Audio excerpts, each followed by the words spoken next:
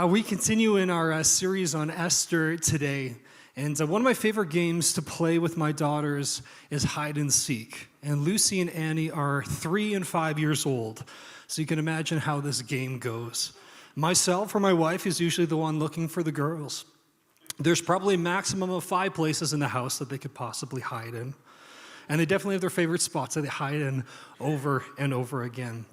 And without fail, anytime I walk into the room that they're hiding in, I know instantly. I'm usually greeted by the sound of little giggles behind the chair or whispers to each other that are somehow louder than their actual speaking voices. And they love it when the seeker talks out loud while looking for them. Where are Lucy and Annie? Are they behind the curtain? No. Are they in the Kleenex box? No. Are they behind the chair? Oh, there you are. Hide and seek is a timeless game. It's probably a game you played in your childhood, no matter how long ago that was. We love to look for what is lost, and we love the joy of finally finding it. Reading the book of Esther can feel a lot like a game of hide and seek. A few weeks ago, Pastor Jason pointed out that God is never explicitly mentioned in the book of Esther. It's the only book of the Bible where God's name is absent. Tim Mackey from the Bible Project points out that this reality, the fact that God is never mentioned in the book of Esther, leads to an invitation for every reader of the book. An invitation to look for God when it looks like he is absent. Kind of like a game of hide and seek. For much of the book, God feels painfully hidden. Where is he? Why is he not intervening and bringing about his righteousness? But there's also moments throughout the book of Esther where we can see God working powerfully, even if it's a subtle or hidden way. Oh, there he is. No section of Esther displays this more than chapter 3. It feels like a roller coaster ride, full of sudden ups and downs, examples of God's presence and work quickly followed by devastating realities and feelings of abandonment. Not unlike, I'm sure, many of our lives. Maybe your life has been similar to this. Great moments, feelings of closeness with God and with others, and then sudden pain, grief, disappointment, and hopelessness. Often these changes can occur so quickly that it feels like whiplash being pulled from one way to the other. Esther, Mordecai, and the Jews experienced this in a very dramatic way. What I'd like for us to do today is to read this story as much as we can through the eyes of a Jewish reader. What would this story be like for a Jewish reader to hear it for the very first time? So we'll pick up from the end of chapter 2 where Pastor Brent left off last week. And in the middle of this difficulty and complexity, as Pastor Brent laid out so well last week, we do see God's hand working for the good of the Jews. God is visible. Esther, a Jew, has been made the queen. This must be amazing news for the Jews of this story. God must be planning something incredible by placing her in this position. And then things seem to get even better. In Esther 2, verse 21, it says, "During the time Mordecai was sitting at the king's gate, Bigthana and Teresh, 2 of the king's officers who guarded the doorway, became angry and conspired to assassinate King Xerxes. But Mordecai found out about the plot and told Queen Esther, who in turn reported it to the king, giving credit to Mordecai. And when the report was investigated and found to be true, the 2 officials were impaled on poles. All this was recorded in the book of Annals in the presence of the king." So Mordecai just seems to be in the right place at the right time. Wow, look at God. His hand is working. Not only is Esther elevated to queen, but now Mordecai, another Jew, has saved the king's life. The king knows about it. God must have something amazing planned for Mordecai in a position of power. And then chapter 3 opens with these words. "After these events, King Xerxes honored." Who do you think it is? Who else could it be, right? After these amazing events, the king decides to honor Mordecai, right? No. He honors Haman, son of Hammedatha, the Agagite, elevating him and giving him a seat of honor higher than that of all other nobles. Haman? Who even is that? Why not Mordecai? That doesn't seem right. Where is God in this? And the way that it's written is completely intentional. Everything leading up to Mordecai being honored, and then the rug is pulled out from under us. We're introduced in a very dramatic way to a new character in the story, to Haman. And we know very little about him. We have no idea what he's done to earn this promotion over Mordecai. From our perspective, this is completely unjustified. All we know is that his name is Haman and that he's an Agagite. That might not mean much to us, but to a Jewish reader, this would be an immediate, huge red flag. Agag was the king of the Amalekites, Israel's age-old enemy. We first see the Amalekites mentioned all the way back in Genesis chapter 14. Deborah Reed writes that in highlighting Haman as an Agagite, Haman's conflict with Mordecai finds ancient roots.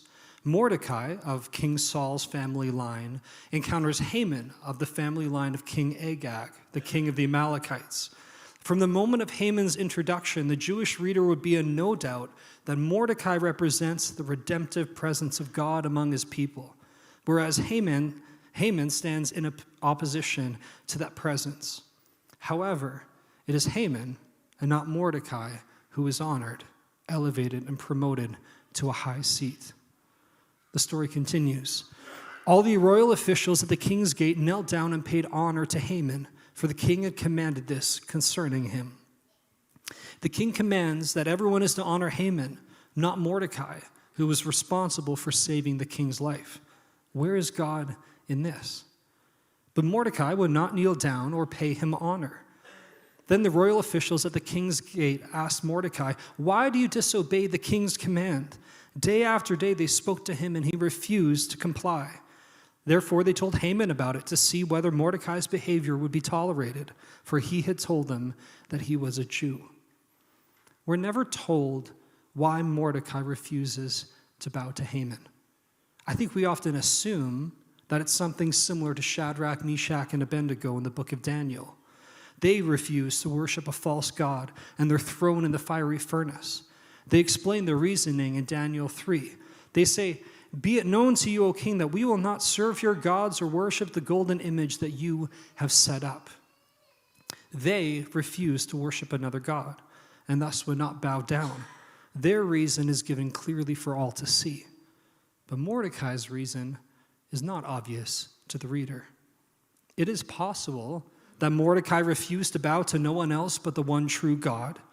But it's interesting to note that bowing to honor those in higher positions was very common in Persia at this time.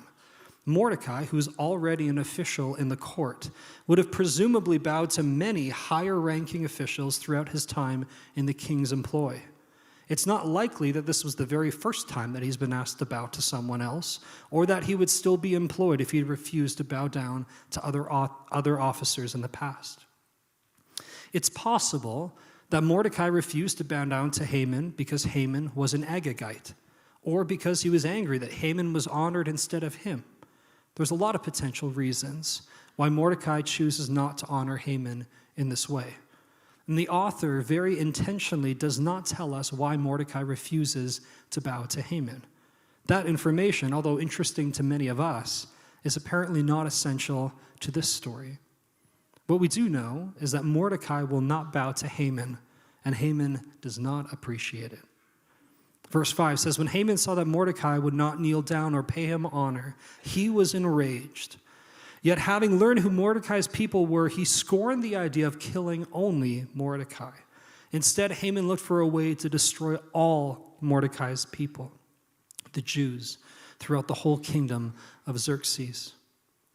Haman is enraged at Mordecai. But remember, this is much bigger than just a personal conflict between two people. These two represent two people groups who have been at war for generations. And Haman takes this conflict up several notches.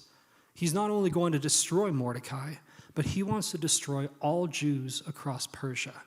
That escalated very quickly. This is devastating for God's chosen people.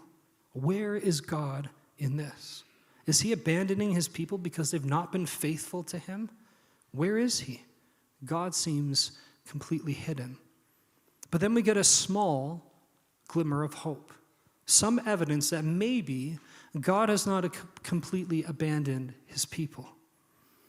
In the 12th year of King Xerxes, in the first month, the month of Nisan, the pur, that is the lot, was cast in the presence of Haman to select a day and a month. Haman casts a lot, something very similar to a dice. There's kind of a picture of one up there. And this is to determine what month this genocide against all the Jews will occur. This was very common in pagan culture. Karen Job says casting the lot or the dice literally meant throwing the dice. But unlike their modern use, the ancient lot was not used for gambling, but for divination. It was a way of asking the gods for answers to questions about the future. So Haman casts a lot to determine the month of the Jews' demise. Here's a picture to help us understand this a little bit better.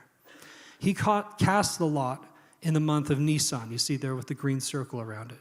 The lot lands on the month of Adar, literally the furthest possible month away from the present day. He essentially cast the lot in March, and it landed on next February. Many Jewish readers would immediately think of Proverbs 16:33, which says, "The lot is cast into the lap, but its every decision is from the Lord." Well, where is God? Here he is. He's caused the lot to land on the furthest possible date away. Now, true, the situation is still very bleak. There's still a plan to wipe out all the Jews, but God seems to be in this rolling of the dice. Could this be God's hand, buying time in order to save his people from their enemies? Is the hidden hand of God showing his people that maybe he will not abandon them to their death? Maybe God isn't completely absent. Maybe there's still hope. So Haman goes to King Xerxes to reveal the plot. Haman says to Xerxes, "There is a certain people who dispersed among the peoples in all the provinces of your kingdom who keep themselves separate. Their customs are different from those of all other people. They do not obey the king's laws. It is not in the king's best interest to tolerate them. If it pleases the king, let a decree be issued to destroy them, and I will give 10,000 talents of silver to the king's administrators for the royal treasury."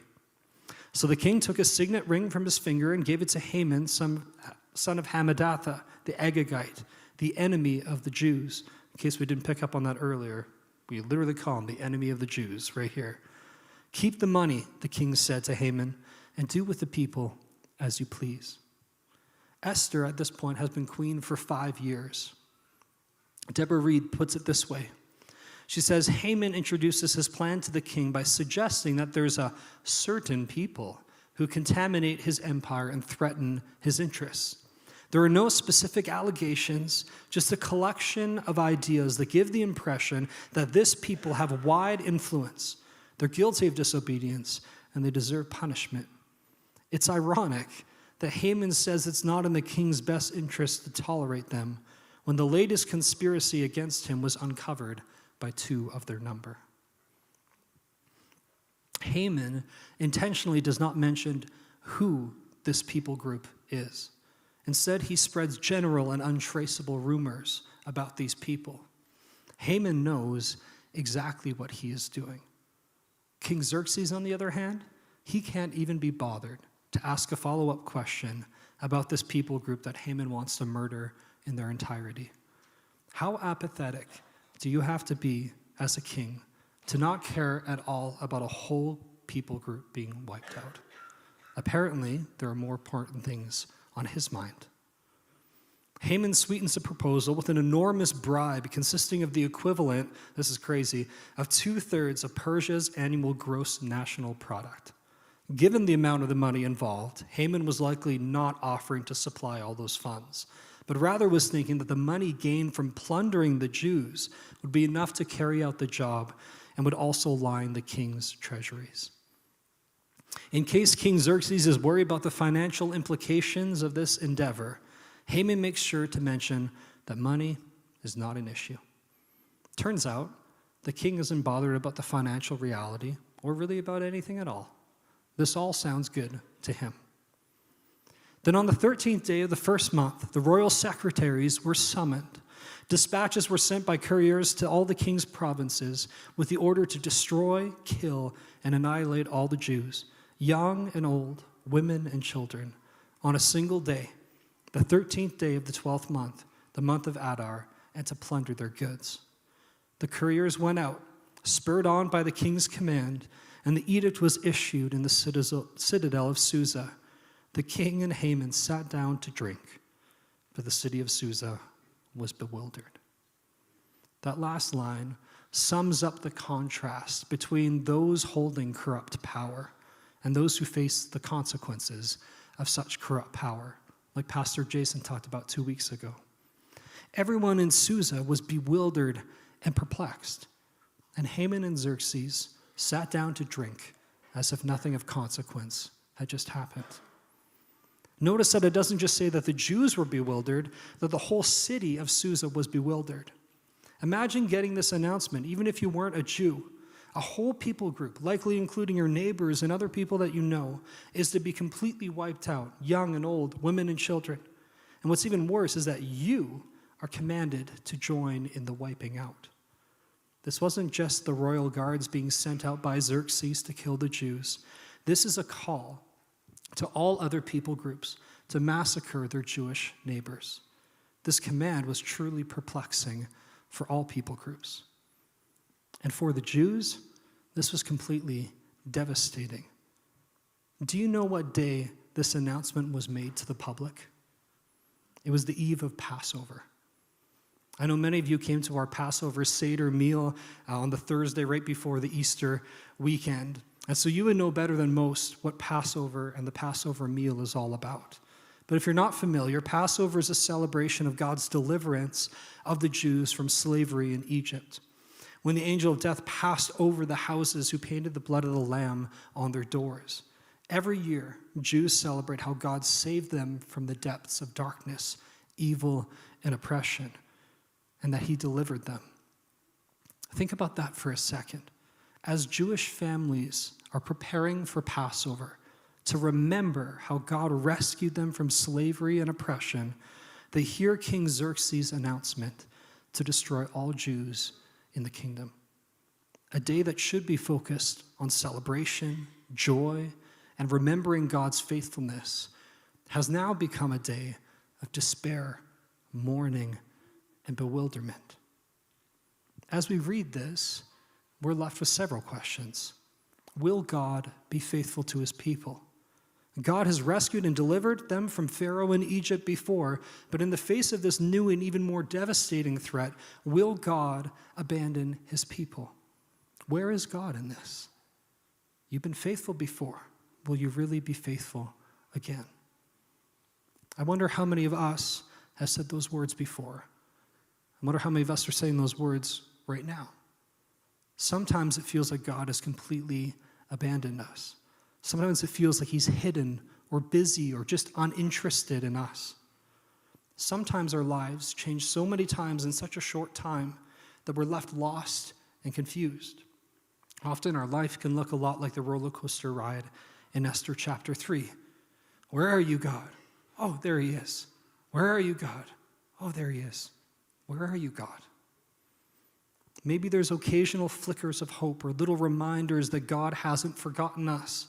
But on the whole, it can seem like he is totally distant. What can we do when God feels distant? What can we do when it feels like evil always wins? What can we do when we're full of despair, pain, and darkness? Well, the word that we often hear when we go through seasons like this is trust. You probably received this advice before as you've walked through difficult times. You just need to trust God in the middle of this. And that's true. We do need to trust God. But what does that actually look like? Unfortunately, trusting God has often become synonymous with ignoring our honest emotions. It can sound a little like this. Okay, I feel that God is distant right now, but I know that the Bible says to trust him, so I'm going to ignore that feeling, shove it way down, and say that God is near even when I don't feel that to be true. For many of us, even the presence of doubt or disappointment or frustration with God becomes a red flag. Oh no, I shouldn't be feeling these things. If I really trusted God, I wouldn't have doubt, would I? I wouldn't be disappointed or frustrated with God, would I? I guess I'm not trusting him enough. And our response is often to ignore what we're experiencing and feeling, all in the name of trusting God. And unfortunately, this mindset leads us down several dangerous roads. First, it calls into question several central aspects of God's character, namely his omniscience and love. That God is omniscient or all-knowing, and that God is love. When we ignore our honest emotions and attempt to hide them from God, we forget that God is all-knowing. He's completely aware of what we've gone through and what we're currently feeling.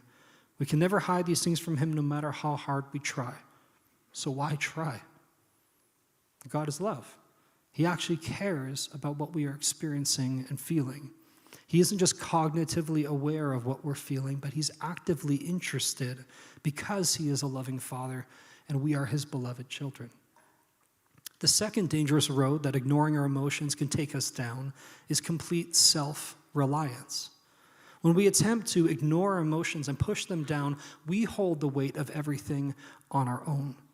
We are making a statement, whether we realize it or not, that we are capable of handling this by ourselves. Thank you very much. But we can't, and we aren't meant to. If you read through the whole of Scripture, I think you'll have a hard time finding a God who wants us to trust him by suppressing our honest emotions and solely relying on our own strength to deal with the difficulties of life. I don't see that God in the Bible. What I do see, and what I hope you see too, is a God who comes close to his children and is very comfortable with their honest expressions of anger, pain, hopelessness, and disappointment. At the beginning of Esther chapter 4, just after this decree is issued, the Jews react to this news. When Mordecai learned of all that had been done, he tore his clothes, put on sackcloth and ashes, and went out into the city, wailing loudly and bitterly. In every province to which the edict and order of the king came, there was a great mourning among the Jews, with fasting, weeping, and wailing. Many lay in sackcloth and ashes. The people did not feel the need to suppress their anger, despair, and disappointment. They expressed it honestly. And we don't know exactly what they said in these laments. We don't know if they were completely directed at King Xerxes and Haman, or if they expressed disappointment, anger, and doubt towards God. But as we look through the whole of Scripture, we see many examples of lament. And I think we might be shocked at how raw and honest many of these laments are, especially toward God. These are just a few examples from David in the Psalms. You have abandoned me. You are silent. You're far from me. You're ignoring my cries. Your love has vanished. Your promises have failed. I'm exhausted crying for help. My throat is parched. My eyes are swollen with weeping, waiting for my God to help me. That's pretty honest, isn't it? It's not exactly filtered language. Do these words make you uncomfortable? They often make me uncomfortable. Imagine if someone said those words to you. It wouldn't feel very nice, would it?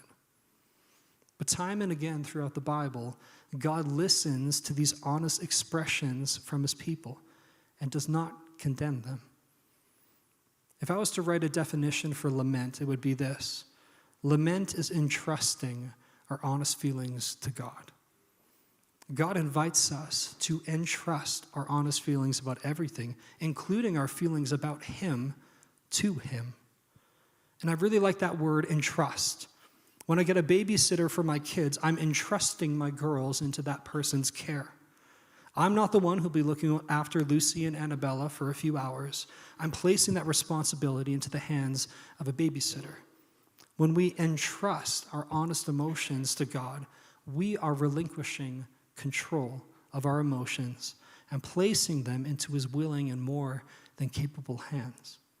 We're acknowledging that these feelings are too powerful to hold on to on our own, that they need to be held by one who is strong enough to actually do so.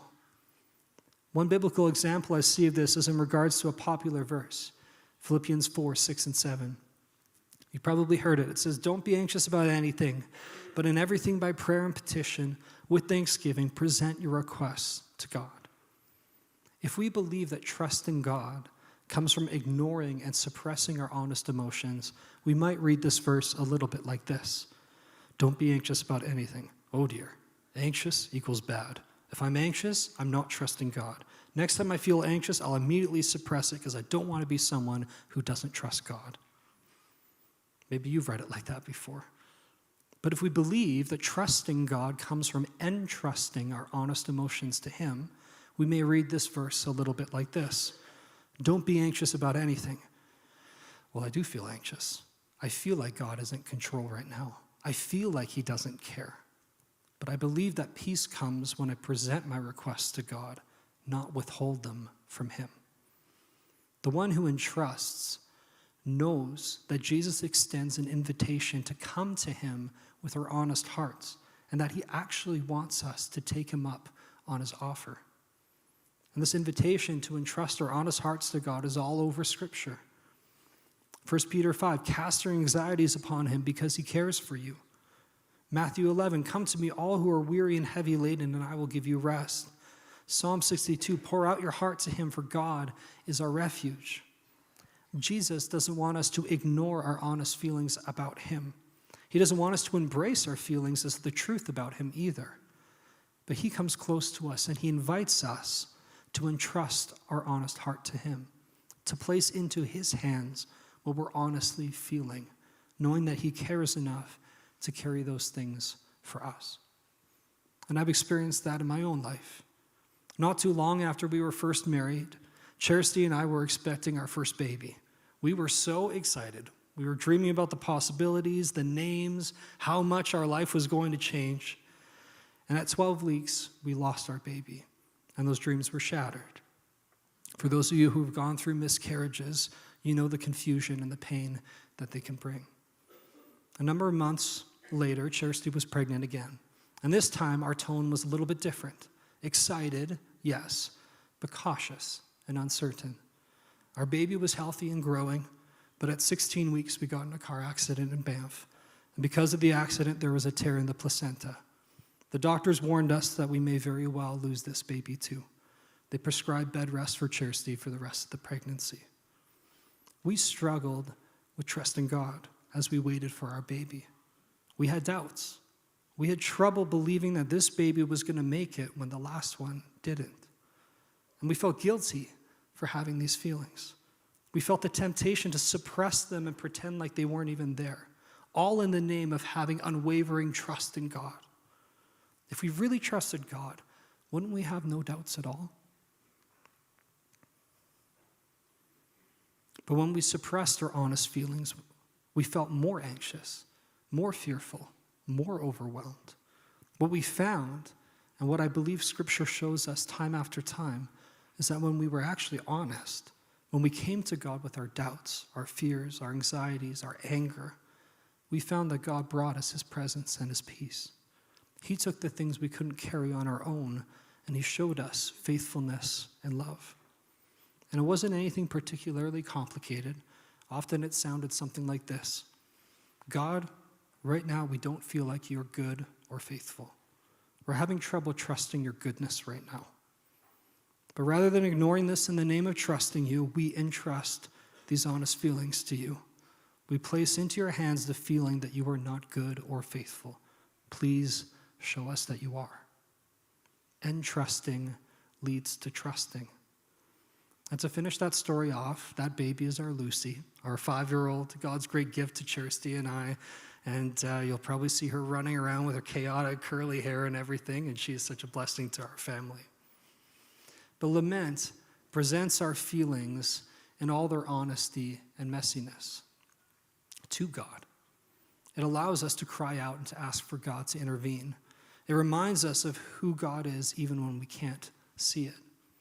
As we'll see later in the story of Esther, Mordecai, in sackcloth and ashes, weeping and wailing, believes that Esther may save them.